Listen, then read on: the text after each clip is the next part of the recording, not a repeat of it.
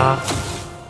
Llega la sexta edición del Día de la Magia de la mano de 4 grandes ilusionistas. Fred Denver, número de magia único en Europa con 9 gatos persas. Un acto de ilusionismo clásico difícil de ver en el mundo con una puesta en escena elegante y distinguida. Javier Luxor, el mejor mentalista de Europa, Premio Nostradamus de Bronce 2014, campeón de España 2013 y Premio Nacional de Magia en 2011 y 2008. Cuando se trata de entrar en tu mente, su poder no conoce límites. Místico Carlos, Premio Nacional e Internacional de Magia en 2011, 2010, 1995 y 1994. Llega el ayudante de mago más increíble y loco de todos los tiempos. Mac Gerard, el charlatán mágico, número internacional de magia, cargado de humor y originalidad que hará partícipe al público conduciendo la gala de principio a fin.